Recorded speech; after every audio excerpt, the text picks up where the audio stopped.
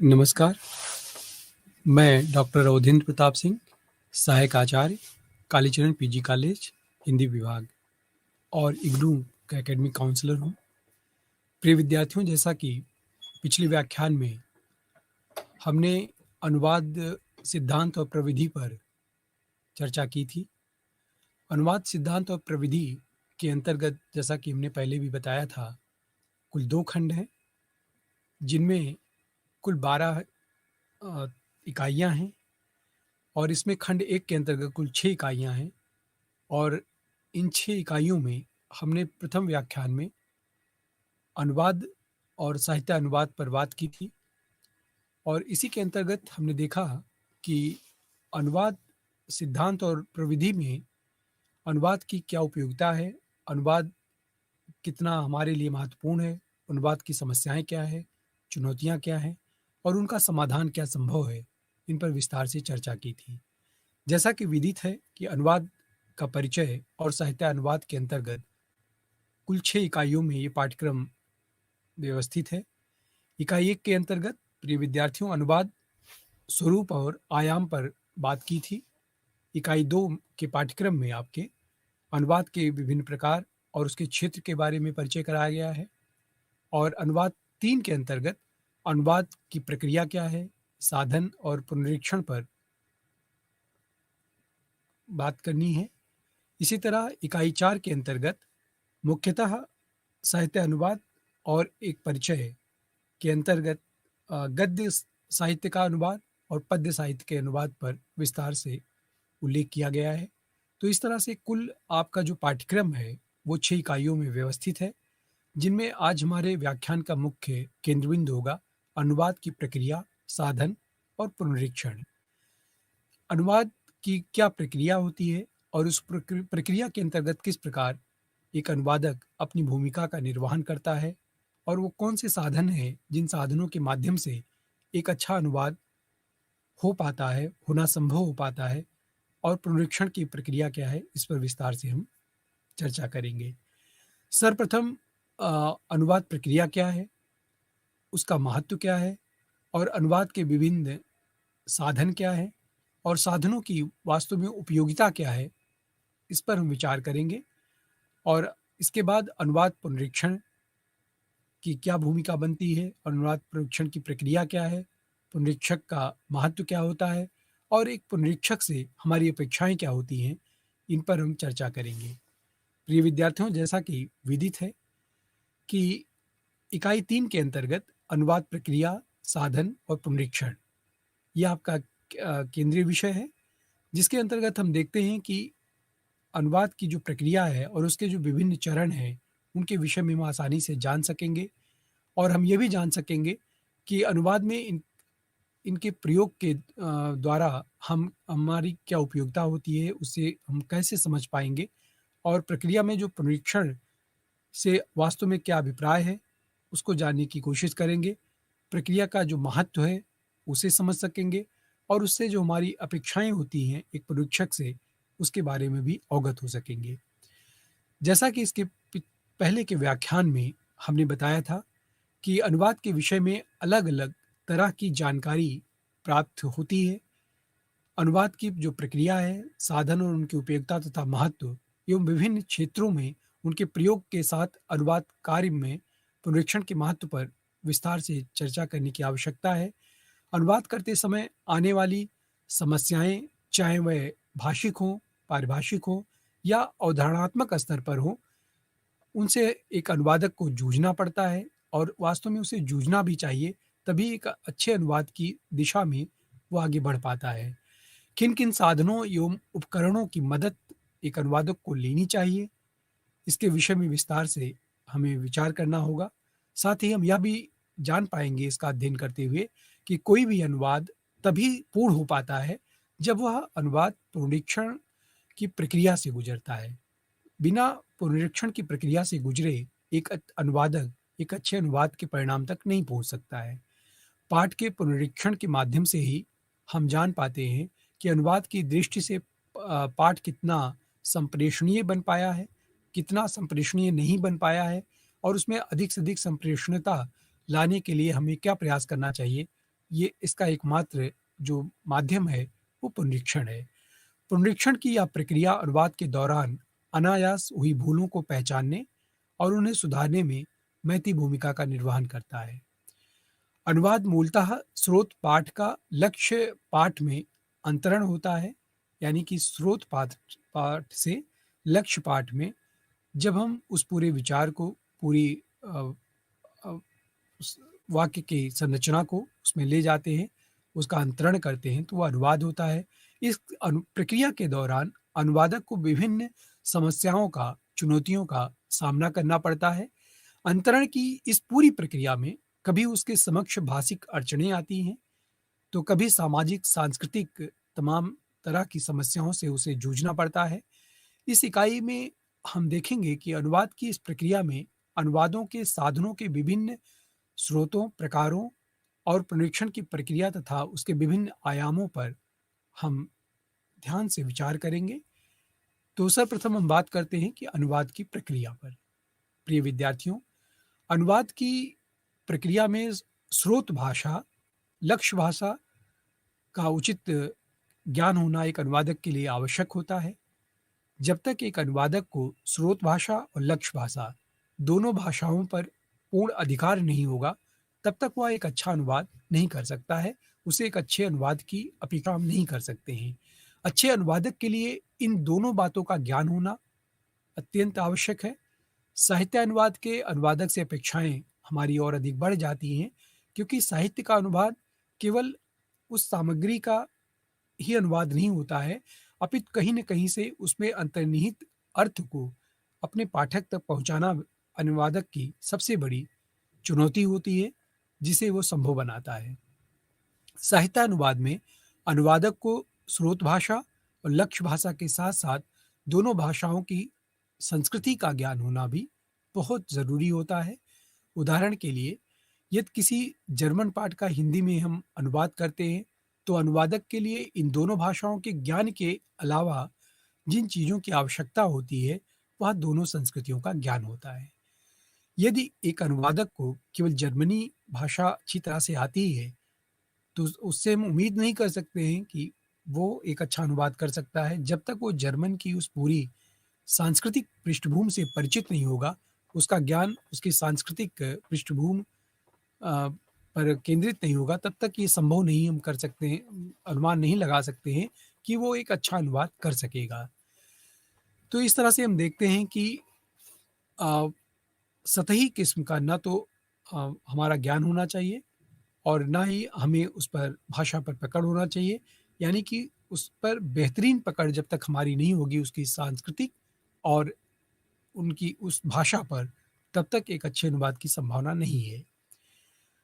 प्रिय विद्यार्थियों, अनुवाद प्रक्रिया पर विभिन्न अनुवाद चिंतकों ने अपने-अपने विचार रखे हैं। यूजीन नायडा अनुवाद के मूलतः 3 चरणों की बात करते हैं। वो 3 चरण उनकी उनकी दृष्टि में पाठ का विश्लेषण हुए, दूसरा वो अंतरण और तीसरा पुनर्गठन की प्रक्रिया को मानते हैं। इसी प्रकार न्यूमार्क द्वारा बताए गए अनुवाद के ये 3 चरण नायडा द्वारा बताए गए 3 चरणों से बहुत मिलते-जुलते हैं। अनुवाद की संज्ञानात्मक प्रक्रिया यानी कि कॉग्निटिव प्रोसेस में व्याख्यात्मक प्रारूप के प्रवर्तक डेनिका सेलेस्कोविच तथा मरियाने लेडरर संगोष्ठी निर्वाचक के अनुसार प्रक्रिया अनुवाद प्रक्रिया के 3 महत्वपूर्ण चरण उन्होंने भी बताए हैं: पठन और बोधन, डिवर्लाइजेशन और मौखिकीकरण और पुनः प्रस्तुतिकरण। जीन डेलीसेल अनुवादक द्वारा अनूदित पाठ को पुनः पढ़ने और उसके मूल्यांकन के संदर्भ में एक अन्य चरण की चर्चा करते हैं, जिसे वह वेरिफिकेशन या प्रमाणीकरण की संज्ञा देते हैं। वहीं पर डॉक्टर भोलानाथ तिवारी ने अपनी पुस्तक अनुवाद विज्ञान और सिद्धांत तथा प्रविधि में अनुवाद प्रक्रिया के 5 चरणों का उल्लेख किया है।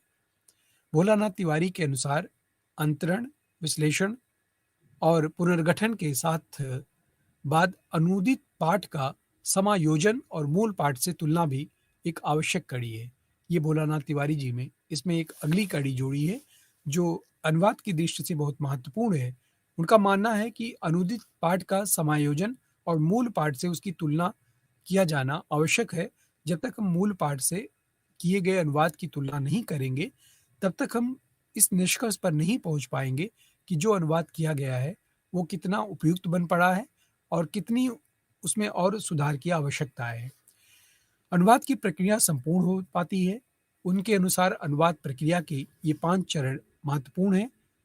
जैसा कि उन्होंने बताया कि पाठ पठन, पाठ विश्लेषण, भाषांतरण, समायोजन और मूल से तुलना। अनुवाद की प्रक्रिया के विभिन्न चरणों पर चर्चा करते हुए हमने ये अनुभव किया है कि विभिन्न अनुवाद चिंतकों द्वारा बताए गए अनुवाद प्रक्रिया के चरणों में काफ़ी हद तक समानता पाई गई। हम देखते हैं कि जिन चाहे वो भोलानाथ तिवारी जी हों या उनके पूर्व के पाश्चात्य अनुवाद के चिंतक हों, कहीं न कहीं से उनके मूल विचारों में एक समानता, एक रूपता हमें दिखाई देती है। क्योंकि अनुवाद की जो मूलभूत समस्याएँ हैं या अनुवाद एक अच्छे अनुवाद के लिए जो मूलभूत आवश्यकताएँ हैं, वो कमोबेश एक जैसी होती हैं। यही कारण है कि इन चिंतकों का जो चिंतन और दृष्टिकोण है, जो उनका सुझाव है, वह भी कहीं न कहीं एक-दूसरे से मिलता-जुलता है। इसी प्रक्रिया में जिसकी चर्चा डीन डेलिसेल करते हैं अपने अनुवाद प्रक्रिया के बाहर भी कुछ महत्वपूर्ण चरणों की चर्चा वो करते हैं और किए जाने की ओर अपना सुझाव देते हैं। उनका कहना है कि पुनरीक्षण, मूल्यांकन और समीक्षा, ये तीनों महत्वपूर्ण पहलू हैं। अनुवाद प्रक्रिया के इन बाह्य चरणों में ये पुनरीक्षण की विस्तृत चर्चा करते हैं। समायोजित रूप से कहें तो अनुवाद प्रक्रिया के ये 3 चरण ये चरण निम्न प्रकार से हम समझ सकते हैं, जिनमें पाठ अध्ययन है और पाठ अध्ययन के साथ पाठ का विश्लेषण है, भाषांतरण है, प्रतिस्थापन है और तुलनात्मक विश्लेषण है। ये 5 ऐसे बिंदु हैं, जिनका एक अनुवाद प्रक्रिया के लिए अ, अपनाया जाना महत्वपूर्ण होता है। सर्वप्रथम हम पाठ अध्ययन की यदि बात करें, तो विद्यार्थियों, अनुवाद करते समय इन सभी चरणों में अनुवादक को विचार करना होता है। उनमें भी सबसे पहले पाठ का अध्ययन एक अनुवादक के लिए अति महत्वपूर्ण पक्ष है। सर्वप्रथम मूल पाठ को समग्रता से एक अनुवादक के द्वारा पढ़ा जाना चाहिए, या हम ऐसे भी कह सकते हैं कि एक अनुवादक किसी भी कृति का एक बेहतर अनुवाद तभी कर सकता है, जब वह उस कृति से आद्योपांत उसका अध्ययन करके उससे गुजरता हो। इस समग्रता के भीतर ही अनुवादक मूल पाठ की वस्तु, उसकी प्रक्रिया, उद्देश्य इत्यादि को समझने का प्रयास करता है। यहाँ यह ध्यान दिया जाना आवश्यक है कि सृजनात्मक साहित्य की भाषा गैर सृजनात्मक भाषा से पूर्णतः भिन्न और गहन अर्थ संपन्न होती है। तात्पर्य ये है कि यहाँ विचार के साथ भावों का भी सामंजस्य होना आवश्यक है। यदि हमने केवल विचारों का अनुवाद कर दिया और भाव की गंभीरता को नहीं समझा या उसमें निहित अंतर्भावों के अर्थ को स्पष्ट करने का प्रयास नहीं किया, तो हमारा अनुवाद निष्फल हो सकता है। इसलिए अनुवादक के लिए बहुत गंभीरता से इसका अध्ययन किया जाना चाहिए या किए जाने की आवश्यकता है। ये भी संभव है कि अर्थ के जितने स्तर मूल रचनाकार ने दिए हों, उतना ज उतना प्रयास करने पर भी अनुवादक उन अर्थों तक न पहुँच पा रहा हो, और संभव यह भी है कि लेखक से भी बेहतर अर्थ छायाओं को ढूँढ निकाले, ऐसा भी अनुवाद हो सकता है। ऐसी स्थिति में कई बार अनुवाद मूल से भी बेहतर बन पड़ता है। किंतु ऐसा करते समय अनुवादक को अपनी सीमाओं का भी ध्यान रखना चाहिए। पूरे ध्यान से पढ़ने के बाद अनुवादक का विश्लेषण अ, अनुवादक पाठ का विश्लेषण करता है। तो इसलिए पाठ का अध्ययन एक महत्वपूर्ण पहलू है एक अनुवादक के लिए। कोई भी अनुवादक जब तक पाठ का अध्ययन नहीं करेगा, पाठ के अध्ययन करते समय वो उसके विभिन्न पहलुओं पर विचार नहीं करेगा कि इसमें जो कहा जा रहा है और उसके इतर भी क्या सांकेतिक रूप में कहा जा रहा है, क्या सांस्कृतिक पृष्ठभूमि को आधार बनाकर कहा गया है, क्या भावनात्मक और भावमयता या भावयुक्त रूप में कहा गया है। इन समग्र बातों का ध्यान रखते हुए जब एक अनुवादक किसी कृति का अनुवाद करता है और उस पाठ अध्ययन की प्रक्रिया से गुजरता है पूर्ण रूपेण, तो एक अच्छे अनुवाद की संभावना वहाँ निहित होती है। अब हम बात करते हैं पाठ विश्लेषण की।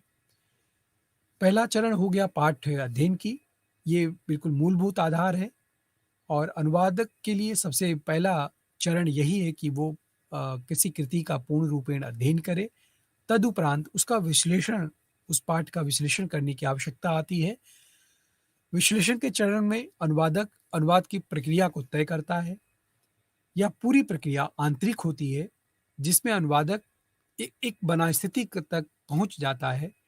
इस चरण के अंतर्गत अनुवादक को तय करना होगा कि अनुवाद की भाषा क्या हो, उसकी शैली क्या हो और अनुवाद करने का वो तरीका क्या रखे, उसकी उसका लय और त्वरा क्या निर्धारित करे। अर्थात अनुवादक के लिए सबसे पहले यह जानना आवश्यक है कि वह किसके लिए अनुवाद कर रहा है। अनुवाद होने के बाद उस कृति को कौन पढ़ेगा, उसका मूलतः पाठक कौन है और उस पाठक तक अपनी बात को या उस अनूदित कृति की पूरी अवधारणा को उस तक पहुँचाना उसका प्रथम लक्ष्य होता है।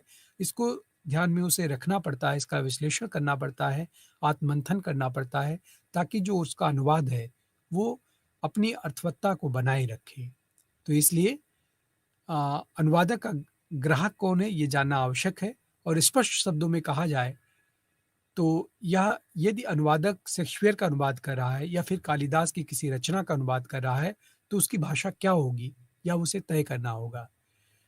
और इस तय करने की प्रक्रिया में हम देखते हैं कि शास्त्र सम्मत भाषा उसकी होगी, फिर इसे समयानुसार बदलना बदलना ठीक होगा कि नहीं होगा, इस पर भी एक अनुवादक को विचार करना पड़ता है।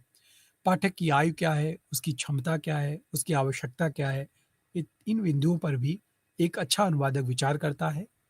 कई बार अनुवाद करने का उद्देश्य केवल वस्तु तक सीमित नहीं होता है। कई बार यह और विस्तृत होकर उसके शिल्प, उसकी भाषा के प्रति भी उतना ही गंभीर होता चला जाता है।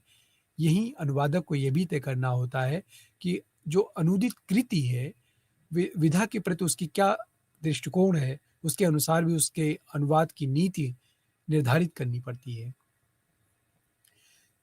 तो इस प्रकार हम देखते हैं कि अनुवाद का विश्लेषण बहुत आवश्यक है, यानी कि पाठ का अध्ययन करने के बाद जब अनुवादक उसका विश्लेषण करता है और विश्लेषण के इन विभिन्न पहलुओं पर वो विचार करता है कि जो अनुवाद वो करने जा रहा है, किसके लिए कर रहा है, उसका मूल पाठक कौन है और मूलतः इस कृत्य में यदि कोई ऐसा पक्ष भी मिलता है, ऐसा घटक उसमें दिखाई देता है, जिसका अनुवाद करना लक्ष्य भाषा में संभव नहीं दिखता है, तो वहाँ पर कितनी छूट लेते हुए अनुवादक को अपने पाठक तक उस पूरी कृति की बात को पहुँचाने का प्रयास किस रूप में करना चाहिए, इन सीमाओं का निर्धारण भी एक अनुवादक को करना पड़ता है। अब हम तीसरे चरण की बात करें, तो जिसमें भाषांतरण है।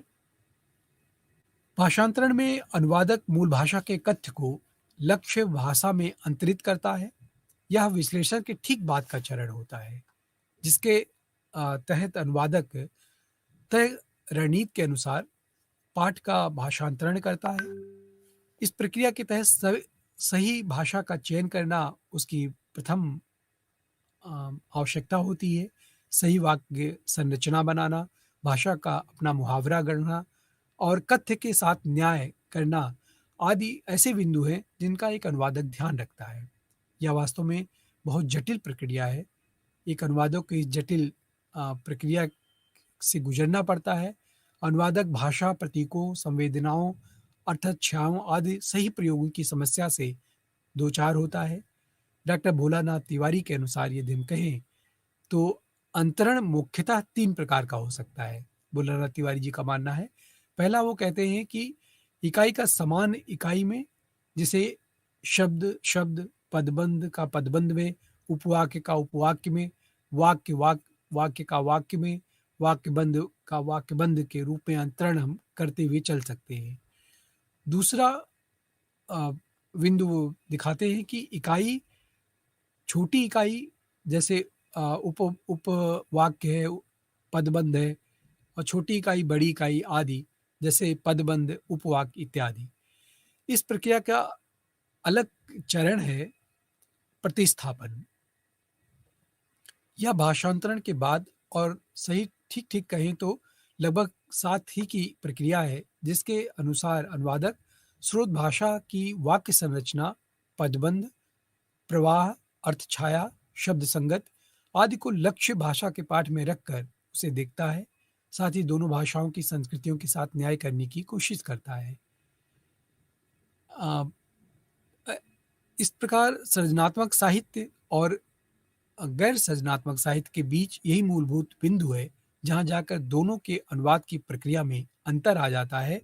जहाँ गैर सृजनात्मक साहित्य विचार के संप्रेषण के साथ ही साथ संपन्न हो पाता है, वहीं सृजनात्मक साहित्य इस बिंदु पर केवल एक आयाम तक ही पहुंच पाता है। इसके बाद के चरण में अनुवादक को दोनों संस्कृतियों के बीच के तालमेल का भी विशेष ध्यान रखना पड़ता है। अनुवाद पढ़ते समय उसमें मूल की सी गति हो, इसके लिए भी अनुवादक को बहुत सतर्क और चैतन्य रहना पड़ता है। लक्ष्य भाषा की प्रकृति के अनुकूल उसका अनुवाद हो, इसका वह बराबर ध्यान रखता है। उसमें मूल पाठ में कही गई बात पूरी तरह आ सके, इसका वो सर्वाधिक ध्यान रखता है। तो जो स्रोत भाषा में बात कही गई है, जिस तरह से स्रोत भाषा की कृति अपने मूल अर्थों को पाठक तक पहुँचाने में समर्थ बन पड़ी है, तो एक अनुवादक के लिए सबसे बड़ा लक्ष्य यही होता है कि जो मूल पाठ है, उसमें कही गई जो मूल बातें हैं, वो कहीं से भी छीन न होने पाएँ, वो उनके पाठकों तक अवश्य पहुँचे। अब इसके बाद आता है तुलनात्मक विश्लेषण। तुलनात्मक विश्लेषण या हम कहें मूल्यांकन साहित्य के अनुवाद का अंतिम और सबसे कठिन चरण होता है, जिसके तहत दोनों पाठों को आमने-सामने रखकर न केवल भाषिक और पाठगत आधार पर तुलना हम करते हैं, अपितु इस तुलना का एक अन्य महत्वपूर्ण आधार होता है सामाजिक सांस्कृतिक संदर्भों के साथ उनका मिलान करना। यानी कि जो स्रोत भाषा है और जब उसका अंतरण लक्ष्य भाषा में एक अनुवादक करता है, तो कहीं ऐसा तो नहीं है कि उनकी सामाजिक सांस्कृतिक संबंधों के साथ तालमेल बिगड़ गया हो या वो तालमेल ना बैठता हो। इसका एक अनुवादक को विश्लेषण करना पड़ता है और पुनः उसमें सुधार की यदि कहीं संभावना लगती है, तो उसमें सुधार करना पड़ता है। मूल्यांकनकर्ता पाठ के प्रकाशन से पूर्व तथा उपरांत मूल पाठ, अनुदित पाठ का मिलान करके अपनी टिप्पणी देते हुए सहायता से अनुवाद को यथासंभव सुधारा जा सकता है, इसका ध्यान रखता है।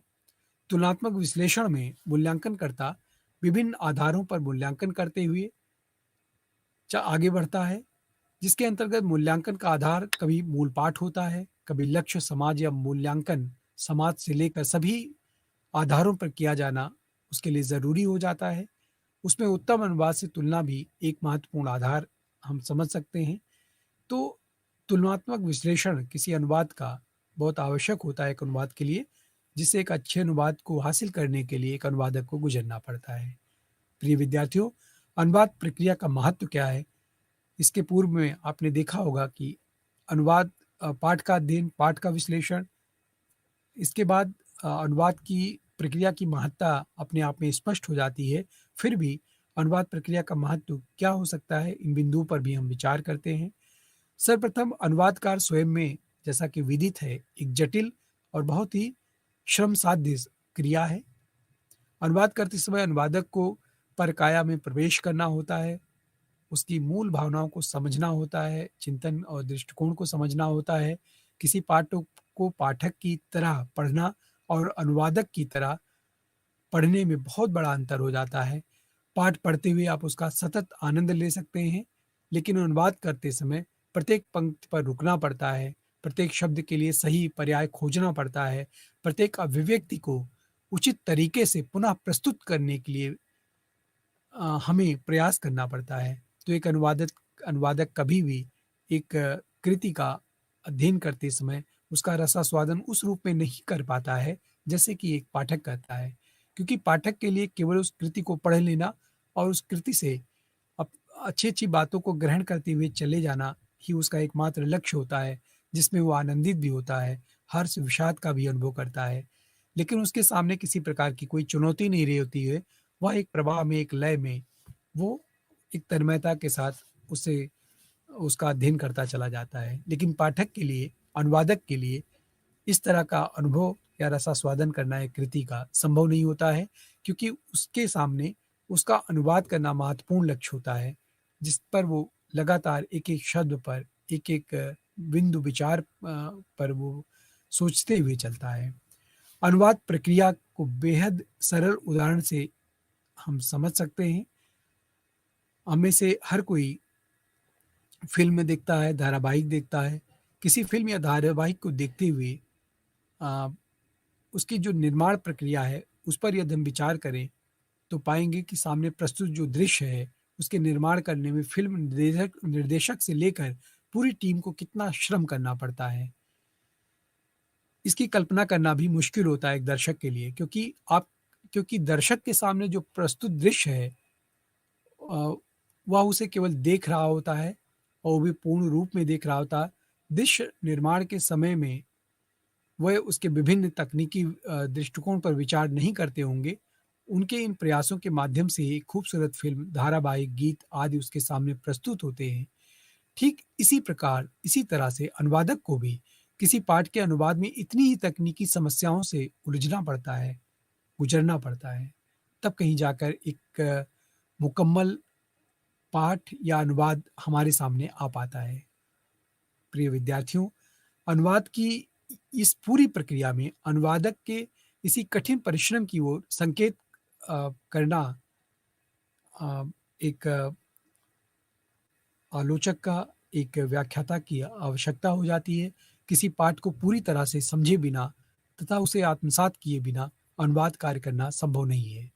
अनुवाद प्रक्रिया के विभिन्न सोपानों से गुजर कर ही अनुवादक पाठकों के समक्ष एक अनुदित पाठ करने में सक्षम हो पाता है। इस दृष्टि से देखा जाए तो अनुवाद प्रक्रिया की तुलना खूबसूरत कपड़े से की जा सकती है, जिसकी बुनाई के अनेक सोपानों से गुजर कर वह हमारे सामने आ पाता है। इस पूरी प्रक्रिया में, निर्माण प्रक्रिया में जितना समय लगता है, श्रम लगता है, बुद्धि लगती है, उसके निर्माण में उसका योगदान रेखांकित हो पाता है। तो अनुवाद प्रक्रिया के सभी महत्वपूर्ण चरणों में पाठ अध्ययन, पाठ विश्लेषण, भाषांतरण, प्रतिस्थापन और तुलनात्मक विश्लेषण, इस इन सभी का अनुवाद में विशेष महत्व होता है।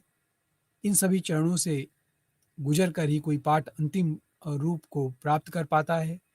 इसके लिए हमारे समक्ष उपलब्ध अनुदित पाठ की संरचना की दृष्टि से अनुवाद प्रक्रिया के चरण विशेष महत्व रखते हैं, क्योंकि इसी जटिल प्रक्रिया से गुजरते हुए उसकी अदम्य मेहनत, लगन और समर्पण से अनुवादक हमें अज्ञात की ऐसी दुनिया में ले जाता है, जो इसके पूर्व हमारे लिए अनदेखी और अनजान होती है।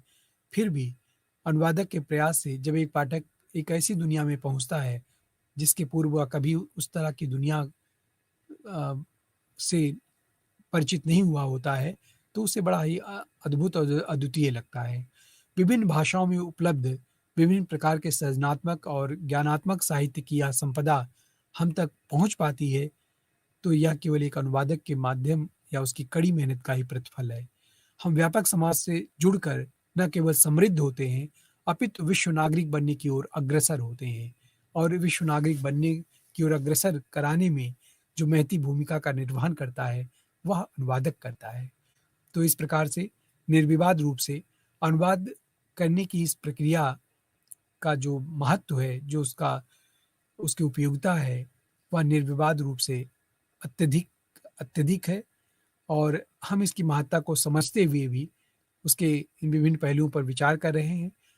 अब इसी क्रम में हम अनुवाद के विभिन्न साधनों पर विचार करेंगे कि वे कौन से विभिन्न साधन होते हैं, जिनको इजाद करके एक अनुवादक अनुवाद प्रक्रिया को पूर्ण करता है, और उसी की एक अनुवाद करने की उसी श्रृंखला में हम विविध साधन जो एक अनुवादक अनुवाद करते समय उपयोग में लाता है, उन पर विचार करेंगे।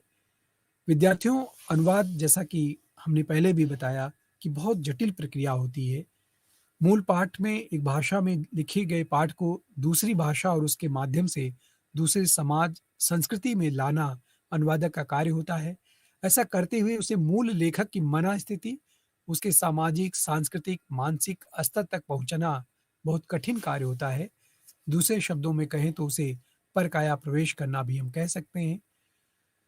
वैसे मूल रचनाकार भी सृजन करते समय परकाया प्रवेश की स्थिति से गुजरता है, किंतु अनुवाद के स्तर पर आकर यह परकाया प्रवेश दोगुना कठिन और मुश्किल का कार्य हो जाता है। इसलिए अनुवाद को एक दुस्साध्य कार्य करने का उपक्रम करना पड़ता है, प्रयास करना पड़ता है। अनुवाद करते समय अनुवादक से ये अपेक्षा की जाती है कि वो 2 भाषाओं के साथ-साथ 2 समाज को भली-भाँति जानता होगा, 2 संस्कृतियों को बाखूबी समझता होगा और 2 विभिन्न परिवेशों से वह परिचित होगा। वस्तुतः असंभव नहीं होना, नहीं तो कठिन अवश्य है कि एक अनुवादक किस प्रकार से इस प्रक्रिया से गुजरता होगा। इसलिए अनुवादक को अनुवाद करते समय विभिन्न ज्ञान स्रोतों की आवश्यकता पड़ती है। अनुवादक के इन सहायकों को ही अनुवाद के विभिन्न साधन या उपकरण हम कहते हैं। इन विभिन्न साधनों में विभिन्न प्रकार के कोश जिनका उपयोग एक अनुवादक करता है, विभिन्न प्रकार की संस्थाओं से परिचित होता है, उनका लाभ लेता है अपनी अनुवाद करने की इस प्रक्रिया से गुजरते हुए। तरह-तरह की वेबसाइट, कंप्यूटरीकृत कोश या विश्वकोश, शब्दकोश, मशीनी अनुवाद आदि की महत्वपूर्ण भूमिका एक अनुवादक के लिए हो जाती है। इकाई के इस भाग में हम इन विभिन्न साधनों पर विस्तार से चर्चा करेंगे विद्यार्थियों। जैसा कि उल्लेख किया जा चुका है कि अनुवादक की मदद के लिए और अनुवाद कर्म को सफल बनाने के लिए अनुवाद के विभिन्न उपकरण बेहद अ, कारगर सिद्ध होते हैं। इन महत्वपूर्ण उपकरणों में सबसे महत्वपूर्ण भूमिका विभिन्न प्रकार के कोशों की होती है। यहाँ हम कोशों के विभिन्न प्रकारों पर बात करें तो उन पर हम विचार कुछ बिंदुओं के आधार पर कर सकते हैं। सर्वप्रथम कोश की परिभाषा क्या हो सकती है, इस पर विचार करना आवश्यक है। हिंदी शब्द सागर के अनुसार कोश वह ग्रंथ है जिसमें अर्थ और पर्याय सहित शब्द इकट्ठे किए गए हैं। वह एक तरह का कोश हो सकता है। डॉक्टर भोलानाथ तिवारी के शब्दों में यदि हम कहें तो उनका मानना है कि कोश ऐसे संदर्भ ग्रंथ को कहे जाते हैं जिसमें भाषा विशेष के शब्दादि शब्दादि का संग्रह हो या संग्रह के साथ उनके सही या उसी या दूसरी या दोनों भाषाओं के अर्थ, पर्याय, प्रयोग या विलोम या विशिष्ट अथवा विभिन्न विषयों की प्रविष्टियों की व्याख्या, नामों, स्थान, व्यक्ति आदि का परिचय या कथनों आदि का संकलन क्रमबद्ध रूप से किया गया हो, ऐसे ग्रंथ को हम कोश कह सकते हैं। डॉक्टर भोलानाथ तिवारी ने कोशों का विभाजन 2 भागों में किया है। पहला वो मानते हैं कि भाषिक कोश होता है और दूसरा भाषेतर तरह का कोश होता है। भाषिक कोश के अंतर्गत वे कोश आते हैं जिनका सरोकार सीधा-सीधा भाषा से होता है। इसके दायरे में एक भाषिक कोश, द्विभाषिक कोश, बहुभाषिक कोश, पर्याय कोश, थिसारस, मुहावरा, लोकोक्ति कोश इत्यादि आते हैं। भाषेतर कोश के अंतर्गत भोलानाथ तिवारी जी कोश के उन प्रकारों से की चर्चा करते हैं जिनका क्षेत्र भाषा तक सीमित नहीं होता है। दूसरे शब्दों में हम कहें तो वे कोश जिनका उपयोग हम शब्द का अर्थ ढूंढने के लिए नहीं अपितु अवधारणा अथवा संकल्पना का अर्थ स्पष्ट करने के लिए, उसके मायने और भाषा विशेष में उसका स्थान और उसकी उपयोगिता जानने के लिए करते हैं। ऐसे कोश भाषेतर कोश के अंतर्गत आते हैं जिसकी चर्चा भोलानाथ तिवारी जी अपने कोश ग्रंथ में करते हैं। भाषेतर कोशों में विश्वकोश, साहित्य कोश, धार्मिक कोश, विषय कोश इत्यादि की का उल्लेख हम कर सकते हैं। तो इन कोशों पर हम क्रमवार चर्चा करें तो सर्वप्रथम हम एक भाषिक कोश की बात करते हैं।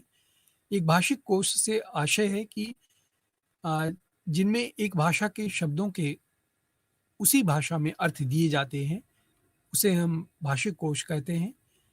और उदाहरण के लिए जैसे ऑक्सफोर्ड एडवांस लर्नर्स डिक्शनरी हुई या Cambridge international dictionary in English हुई, डॉक्टर हरदेव द्वारा संपादित हिंदी शब्दकोश हुआ या रामचंद्र वर्मा द्वारा संपादित मानक हिंदी कोश हुआ।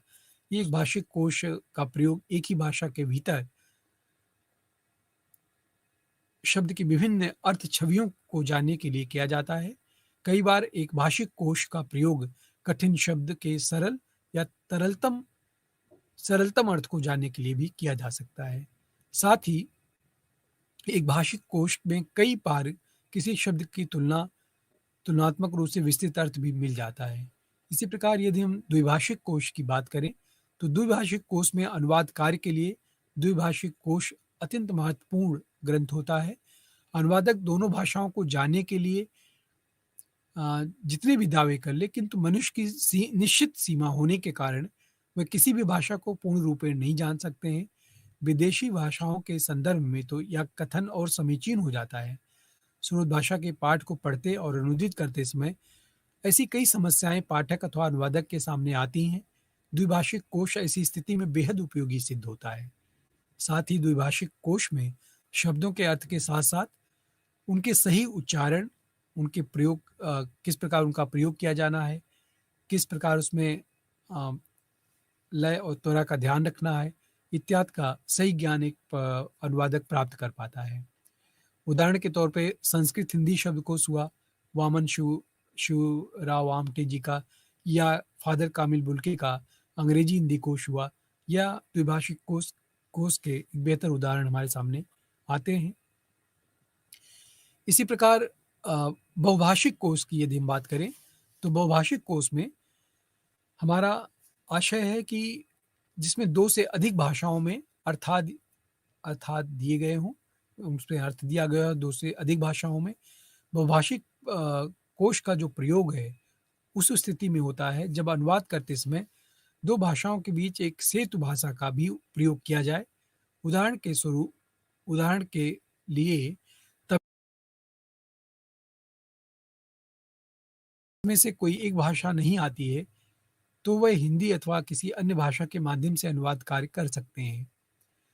त्रिभाषिक कोश के अतिरिक्त भी कई भाषाओं के कोश उपलब्ध होते हैं, जो अनुवाद की आवश्यकता और भाषा की संप्रेषणता को ध्यान में रखते हुए निर्मित किए जाते हैं।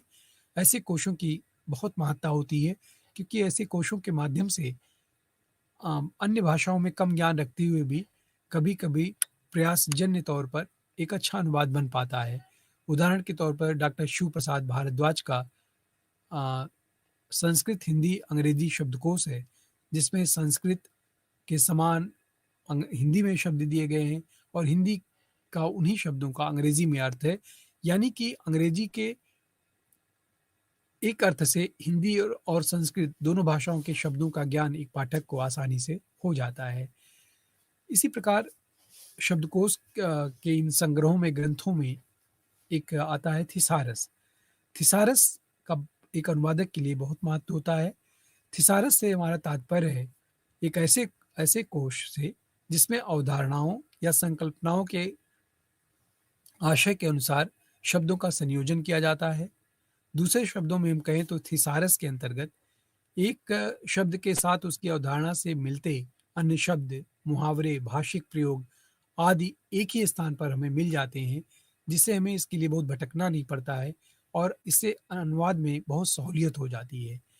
ऐसे में रचनाकार अथवा अनुवादक को एक अर्थ या उससे अधिक अर्थ मिलने वाले अर्थों या अन्य अर्थों की खोज में भटकना नहीं पड़ता है उसे, और थिसारस तथा पर्यायकोश की अवधारणा में कुछ समानता देखी जाती है। हालांकि दोनों ही कोशों में एक ही शब्द के विभिन्न पर्याय, उनके विस्तृत अर्थ दिए होते हैं, इसलिए हम कह सकते हैं कि कहीं न कहीं से पर्याय कोश या थिसारस एक दूसरे से मिलते जुलते हैं।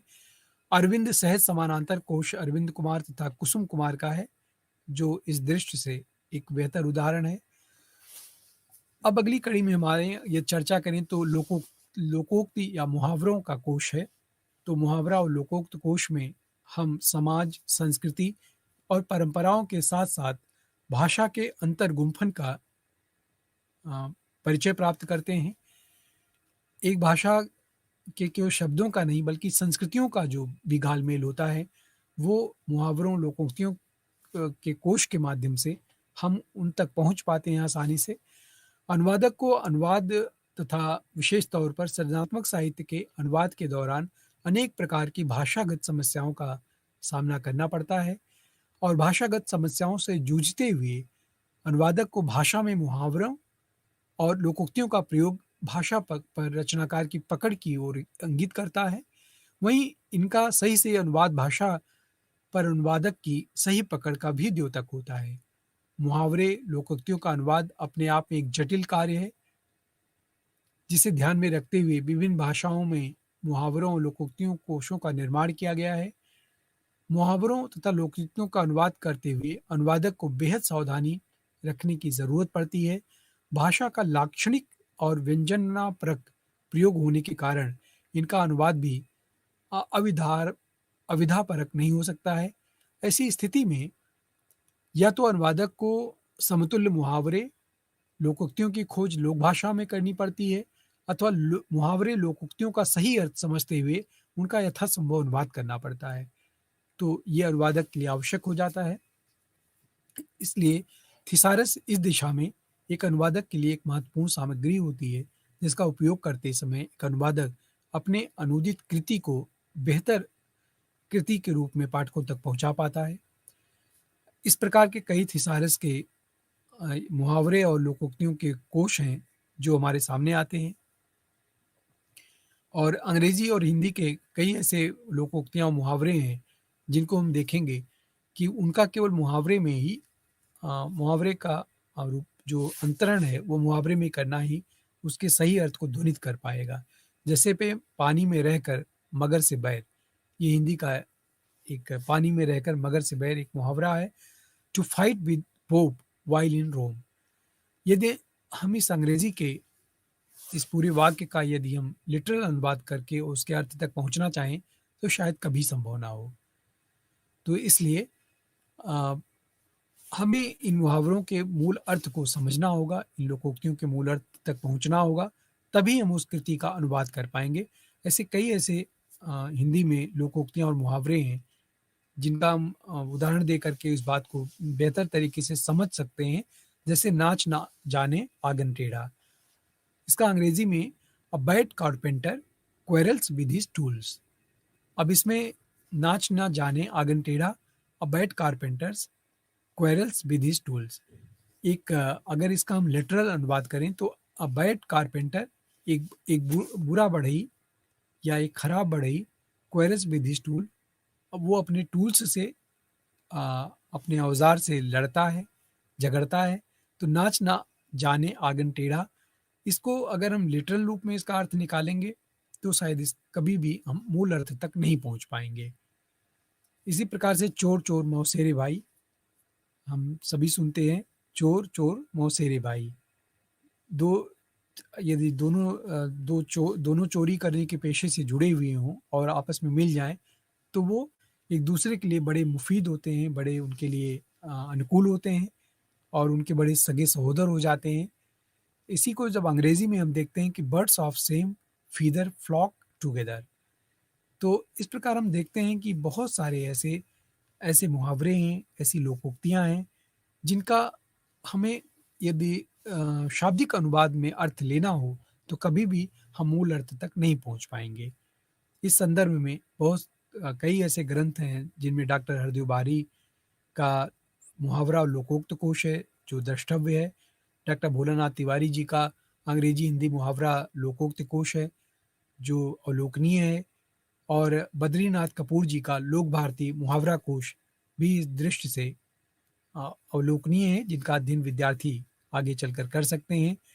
भाषांतर कोशों की यदि हम बात करें तो उनमें विश्वकोश, विषय कोश और साहित्य कोश बहुत प्रमुख हैं, जिनका उपयोग एक अनुवादक अपने अनुवाद की प्रक्रिया से गुजरते हुए करता है।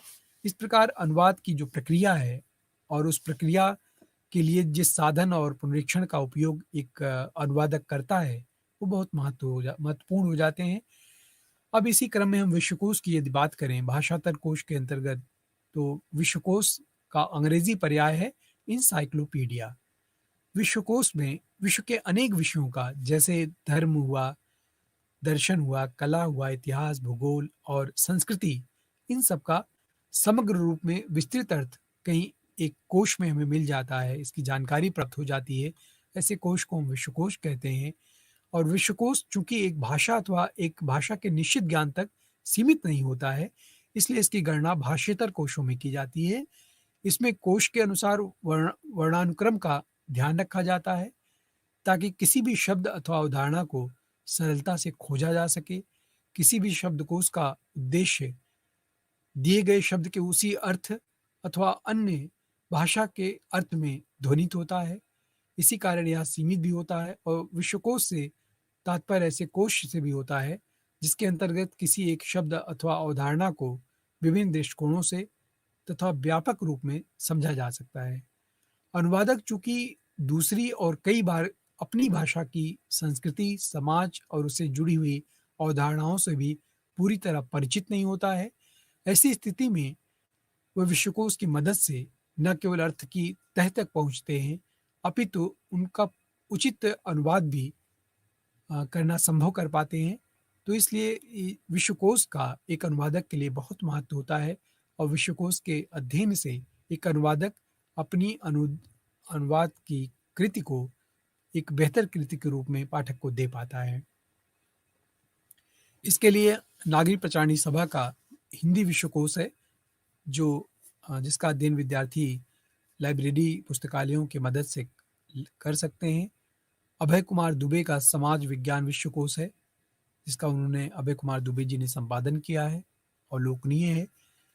अब हम इसी क्रम में विषय कोश की यदि बात करें, जिसके अंतर्गत संबद्ध विषय या उससे जुड़ी हुई विभिन्न संकल्पनाओं, अवधारणाओं इत्यादि पर विस्तार से उल्लेख हमें प्राप्त हो जाता है। विषय कोश के अंतर्गत किसी शब्द विशेष का विषय विशेष में क्या अर्थ होता है, उसका क्या अर्थ ग्रहण करना उचित होगा, इसके बारे में विस्तृत जानकारी प्राप्त होती है। भाषा, दर्शन, समाज विज्ञान, विज्ञान, अर्थशास्त्र इत्यादि के कोश उस विषय के गहन अध्ययन से बहुत सहायक होते हैं। उदाहरण के लिए मानविकी भाषा कोश या गृह विज्ञान परिभाषा कोश, गणित परिभाषा कोश, रसायन परिभाषा कोश इत्यादि ये हिंदी माध्यम कार्यान्वयन निदेशालय दिल्ली से प्रकाशित हुई हैं पुस्तकें, जिनको जो अवलोकनीय है इस संदर्भ में। तो प्रिय विद्यार्थियों, इस प्रकार हम लोग साहित्य कोश की यदि बात करें, साहित्य कोश की, चूंकि साहित्य का भी कोश होना आवश्यक होता है, क्योंकि साहित्य के जो कोशगत अर्थ है वो केवल शब्दगत अर्थ होते हैं, ना कि साहित्य के संदर्भ को ध्यान में रख करके उनका अर्थ निर्धारित किया गया होता है। इसलिए साहित्य कोश की आवश्यकता पड़ी और साहित्य कोश लिखने की परंपरा भी हमें दिखाई देने लगी। जिस प्रकार विषय कोश किसी विषय के लिए, विषय के क्षेत्र में विशेष अध्ययन के लिए जाना जाता है या उपयोगी होता है, उपयोगी सामग्री उपलब्ध कराता है, उसी तरह से साहित्य कोश साहित्य के क्षेत्र में विभिन्न कालों, युगों, अवधारणाओं, प्रवृत्तियों, प्रयोगों और महत्वपूर्ण रचनाकारों इत्यादि के विषय में गहन अध्ययन हेतु जानकारी उपलब्ध करवाता है। विश्व साहित्य में कई अवधारणाएं प्रमुख रही हैं। वह सभी अवधारणाएं किसी एक समाज, राष्ट्र, संस्कृति की देन नहीं है। विभिन्न परिस्थितियों में विभिन्न समाज के साहित्य और साहित्यालोचन में नई अवधारणाओं की शुरुआत उन्हीं के माध्यम से हुई, जिन्हें समय समय पर अन्य भाषाओं के साहित्य में भी अपनाया गया। साहित्य अनुवाद करते समय एक अनुवादक के लिए ये अपेक्षित होता है कि वह इन विभिन्न अवदानों के विषय में समुचित जानकारी रखता हो, ताकि वह उनका यथोचित अनुवाद कर सके।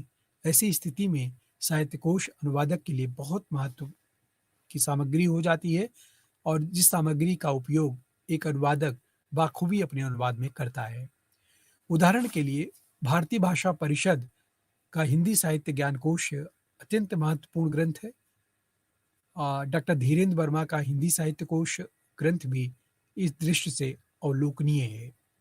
इन कोशों के अतिरिक्त परिभाषा कोश, उपभाषा कोश, अपभाषा कोश, उच्चारण कोश, व्युत्पत्ति कोश, सूक्ति कोश इत्यादि कोशों का भी मर्म एक अनुवादक के लिए समझना आवश्यक हो जाता है, क्योंकि अनुवादक जिन कृतियों का या जिन भी श्रुत भाषा का अनुवाद लक्ष्य भाषा में करता है, वह केवल उसकी रुचि का विषय नहीं होता है, अपितु उसके कार्य निष्ठा और उसकी प्रतिभा के लिए एक चुनौती का भी आधार होता है, जिसको किसी न किसी तरह से उसे पूरा करना पड़ता है, न कि केवल उसे संपन्न करना पड़ता है, बल्कि उसे बेहतर अनुवाद के रूप में पाठकों तक पहुंचाना होता है। तो इस नाते से उसके लिए व्युत्पत्ति कोश, उच्चारण कोश, विलोम कोश, सूक्ति कोश और अपकोश, उपकोश इत्यादि कोशों का भी अध्ययन करना एक अनुवादक के लिए आवश्यक हो जाता है। प्रिय विद्यार्थियों, इस प्रकार हम देखते हैं कि अनुवादक समय समय पर उपर्युक्त विभिन्न प्रकार के कोशों का अध्ययन करता है और उसे करना चाहिए। ज्ञान का ज्ञान की सामग्री का भी है। कंप्यूटरी कंप्यूटरीकृत जो विभिन्न कोश हैं या मशीनी अनुवाद के विभिन्न सॉफ्टवेयर हैं, जिनकी सहायता से अनुवादक अनुवाद कर्म के दौरान उनका उपयोग करता है, उनसे सहायता प्राप्त करता है। तो इस प्रकार से हम देखते हैं कि अनुवादक के लिए इन साधनों का बहुत महत्व होता है, जिनके माध्यम से एक अनुवादक किसी कृति का एक उम्दा अनुवाद कर पाता है। प्रिय विद्यार्थियों, अनुवाद के विभिन्न साधनों की उपयोगिता क्या हो, इस पर हम विचार करते हैं। अनुवाद में विभिन्न या विविध साधनों की उपयोगिता निश्चित रूप से सर्वविदित है, फिर भी हम इस पर बात करते हैं। अभी तक इस बात का अनुमान हमारे विद्यार्थियों ने लगा लिया होगा कि अनुवाद कितना महत्वपूर्ण कार्य है और कितना चुनौती भरा और जटिल कार्य है।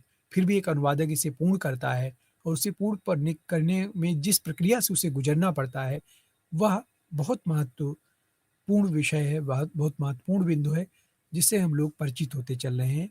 अब इसी कड़ी में अनुवाद में विविध साधनों की उपयोगिता क्या है, इस पर हम विचार करते हैं। हम जानते हैं कि अनुवाद एक बेहद कठिन कार्य है। यह जटिलता विभिन्न प्रकार के पाठों के अनुसार विभिन्न प्रकार की होती है। उदाहरण के लिए साहित्य के अनुवाद की बात करें तो साहित्य की भाषा, मुहावरा, लोकोक्ति आदि का प्रयोग, लेखक तथा रचनाकार का प्रवेश क्या है, यह भी जानना आवश्यक हो जाता है। रचना की विधा क्या है, उसका शिल्प, भाषा शैली आदि अनेक ऐसी विशेषताएं हैं जो साहित्य को ज्ञान की अन्य शाखाओं से अलग बनाती हैं। साहित्य की ये सभी विशेषताएं ही अनुवादक के लिए एक चुनौती भरा कार्य होती है, उसके समय समक्ष एक चुनौती खड़ा करती हैं, जिनसे अनुवादक को दो चार होना पड़ता है। प्रिय विद्यार्थियों, इसी तरह ज्ञानात्मक साहित्य जैसे इतिहास हुआ, प्रौद्योगिकी हुई, प्रशासनिक, दर्शन, विज्ञान, पाठों की अपनी विशेषताएं होती हैं, जिनमें पाठ विशेष के अनुवाद के दौरान क्षेत्र अथवा विषय विशेष की न केवल जानकारी अपितु अद्यतन सूचनाएं, भाषा प्रयुक्ति, प्रयोग के क्षेत्र, भाषा की सीमाएं, शक्तियां, विषय विशेष से संबंधित कोश तथा पारिभाषिक शब्दावली की जानकारी अनुवादक से अपेक्षा की जाती है।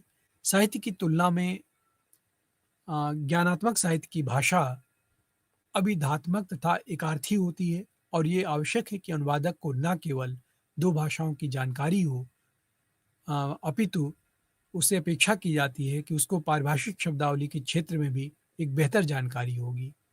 अनुवाद कार्य में विभिन्न साधनों की उपयोगिता को अनुवाद विषय को ध्यान में रखकर ही समझा जा सकता है।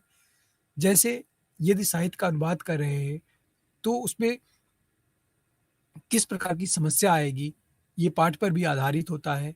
वस्तुतः साहित्य अर्थात सृजनात्मक साहित्य में संस्कृति, समाज, लेखक का अपना परिवेश, भाषा में मुहावरे, लोकोक्तियाँ, अपभाषा, विशिष्ट प्रयोग आदि कई तरह की समस्याएं आती हैं, जिनके समाधान के लिए अनुवादक को विभिन्न प्रकार के कोशों की आवश्यकता पड़ती है तथा इनका अध्ययन हमें अलग-अलग से करना पड़ता है। तो इस प्रकार से ज्ञानात्मक साहित्य, वो चाहे भूगोल हो, गणित हो, विज्ञान हो और इतिहास हो, आदि के अनुवाद के लिए भाषा की शब्द शक्त से अधिक मूल भाषा के लक्ष्य भाषा में उचित पर्याय मिलना अधिक महत्वपूर्ण हो जाता है, जिनके लिए अनुवादक को विशेष विषय के पारिभाषिक कोश और पारिभाषिक शब्दावली के प्रयोग की आवश्यकता होती है, जिसके लिए वो उल्लेखनीय ग्रंथों का उपयोग करता है। इसी तरह विधि साहित्य हुआ या कार्यालयी साहित्य हुआ, बैंकिंग साहित्य हुआ, आदि के लिए भी क्षेत्र विशेष की उचित जानकारी होना एक आवश्यक होता है अनुवादक के लिए। उनकी वेबसाइट, उपलब्ध नवीनतम सूचना और पारिभाषिक शब्दावली की भी आवश्यकता अनुवादक को पड़ती है। तो स्पष्ट है कि अनुवाद को एक अच्छा अनुवाद बनाने के लिए ये अनुवाद के विभिन्न साधन या उपकरण बेहद कारगर साबित होते हैं और इन सामग्रियों का एक अनुवादक को बिना किसी विवाद के इनका सहयोग लेना पड़ता है और तभी वह एक अच्छा अनुवादक बन पाता है। अब हम बात करते हैं अनुवाद पुनरीक्षण की। अनुवाद पुनरीक्षण से हमारा अभिप्राय है, अनुवाद की प्रक्रिया की चर्चा करते हुए 3 प्रमुख मुख्य प्रक्रियाओं पर विस्तार से हमने पहले ही बताया था, जिनमें विश्लेषण, अंतरण और पुनर्गठन की बात आई थी। इसी पुनर्गठन को भाषांतरण तथा पुनर्स्थापना के संदर्भ में समझा जा सकता है। तुलनात्मक विश्लेषण की भी चर्चा की है, जिसका अर्थ है कि अनुदित पाठ और स्रोत पाठ की दोनों के बीच में तुलना की जाना। इसी क्रम में एक अन्य बेहद महत्वपूर्ण प्रक्रिया होती है पुनरीक्षण की। पुनरीक्षण शब्द पुनः ईक्षण से मिलकर बना है, जिसका अर्थ होता है पुनः देखना। अनुवाद के संदर्भ में पुनः ईक्षण से तात्पर्य है कि अनूदित पाठ का पुनः पाठ और उसमें अपेक्षित सुधार का। मतलब सीधे शब्दों में हम कहें कि एक अनुवादक जिस कृति का अनुवाद कर चुका होता है, अनुवाद करने के बाद उसे उसका पुनरीक्षण करना चाहिए, उसको पुनः देखना चाहिए, पुनः उसका विश्लेषण करना चाहिए, पुनः उसका पाठ करना चाहिए और यह सब कुछ करते हुए उससे ये अपेक्षा की जाती है कि वह अपनी कमियों को अपने से ही जानने की कोशिश करेगा और क्योंकि एक अनुवादक अपनी की हुई कृति का, अपनी की हुई अनुवाद का जब पुनरीक्षण करेगा, तो उसके उन कमज़ोर पक्षों से वो परिचित होगा, जिन्हें वो सुधार सकता है आसानी से और उसके सुधारने के उपरांत ही वह पाठकों को और बेहतर रूप में उसके सामने संबंधित विषय का ज्ञान होना तो आवश्यक है और जब 2 भाषाओं का ज्ञान एक अनुवादक को होता है, तो वो उस कृति को लक्ष्य भाषा से स्रोत भाषा से लक्ष्य भाषा में अनुदित करने में उसको काफ़ी सहूलियत होती है। तो ऐसे में हम जान सकते हैं कि सही जानकारी के बावजूद भी अनुवादक को इन समस्याओं का सामना करना पड़ता है। इन सभी समस्याओं को ही अनुवादक की चुनौतियाँ कही जाती हैं। ये सभी समस्याएँ भाषागत, संस्कृतगत, विषय के ज्ञान से संबंधित या अनेक कारणों से भी युक्त हो सकती हैं और अनुवादक इसी क्रम में सबसे पहले स्रोत भाषा का विस्तार से अध्ययन करता है, उस पर मनन करता है, चिंतन करता है और तदुपरांत वह उसमें यथोचित सुधार करने की कोशिश करता है। अनुवादक इसी क्रम में सबसे पहले स्रोत भाषा का विस्तृत अध्ययन करता है, फिर उसके पश्चात पाठ का विश्लेषण करता है और पाठ का विश्लेषण करते समय वह अंततः भाषांतरण की प्रक्रिया में आता है। इतनी सब सावधानियाँ बरतने के बावजूद भी अनुवादक से अनेक त्रुटियाँ हो जाती हैं। संभवतः जो स्वाभाविक भी है एक अनुवादक के लिए या किसी भी व्यक्ति के लिए, ऐसी स्थिति में मुद्रण से पूर्व अनुदित पाठ को फिर से पढ़ा जाना, पुनरीक्षण का यह कार्य स्वयं अनुवादक अथवा अन्य किसी व्यक्ति अथवा दोनों का एक समूह भी कर सकता है। पुनरीक्षण कार्य के लिए सबसे महत्वपूर्ण होता है कि वो उसका निष्ठावान होना, समर्पण और तटस्थता के साथ यदि पुनरीक्षण किया जाता है, तो उसके परिणाम बहुत अच्छे आ सकते हैं। अनुवादक से हुई सामान्य भूलों अथवा त्रुटियों को पकड़कर उसमें अपेक्षित सुधार करना, उसे बेहतर पाठ बनाना पुनरीक्षक का प्रमुख कार्य होता है। पुनरीक्षण की इस प्रक्रिया को और बेहतर समझने के लिए हम कुछ उदाहरणों के माध्यम से उसे समझ सकते हैं। तो जिन उदाहरणों का हम कई बार ऐसा देखते हैं कि उनका अनुवाद कुछ अजीबो-गरीब तरीके से हो जाता है, तो ऐसी स्थिति में हम पुनरीक्षण के माध्यम से उन त्रुटियों को सुधार सकते हैं। अनुवादक का काम केवल अनुवाद करना नहीं है, जैसा कि पहले ही हमने बताया था, अपितु यह भी निश्चित करना होता है कि जो मूल पाठ है, उसमें कही गई बातें लक्ष्य भाषा में पूर्णतः संप्रेषित हो सकें। इसलिए अनुवादक को अनुवाद करते समय इस बात का सर्वाधिक ध्यान रखना पड़ता है। तो ऐसे ही एक अनुवाद की दृष्टि से दोनों ही वाक्य एक वाक्य के साथ इस बात को मैं समाप्त करूँगा कि mass literacy is India's sin and shame must be liquidated. अब इसका हिंदी अनुवाद जनसाधारण की निरक्षरता भारत का पाप तथा बदनामी है और इसे परिसमाप्त करना चाहिए। उपयुक्त अनुवाद इसका क्या होगा? व्यापक निरक्षरता भारत के लिए बेहद शर्मनाक है और इसका निवारण करना होगा। तो इस तरह से यदि हमने उसका शाब्दिक अनुवाद कर दिया, तो अर्थ की जगह उसका एक अनर्थ रूप में भाव हमारे सामने आ जाता है, जिसका एक अनुवादक को ध्यान रखना सर्वाधिक आवश्यक होता है। अनुवाद की दृष्टि से दोनों ही वाक्य ठीक है, किंतु संप्रेषण की दृष्टि से देखा जाए, तो इनमें एक महत्वपूर्ण त्रुटि थी। पुनरीक्षण मूल और अनुदित पाठ का पुनः विश्लेषण करता है, वाक्य की आत्मा को पूरी तरह समझने का प्रयास करता है और पाठ का पुनरीक्षण हो जाने से उसमें बहुत उपयुक्तता और सहूलियत आ जाती है। तो इस प्रकार से हमने देखा कि अनुवाद करते समय हम एक अनुवादक किन साधनों का उपयोग करता है और किन प्रक्रियाओं और पुनरीक्षण से गुजरता है। तो जिसमें हर चरण की अपनी महत्ता होती है और इन सारी प्रक्रियाओं को एक रूप में देखने से तब कहीं जा कर के एक अच्छा अनुवाद हमारे सामने आ जाता है। तो प्रिय विद्यार्थियों, आज के व्याख्यान को हम यहीं विराम देते हैं और अगले अगले व्याख्यान में हम पुनः अनुवाद की अन्य पक्षों पर उसके बात करेंगे। तब तक के लिए धन्यवाद। नमस्कार।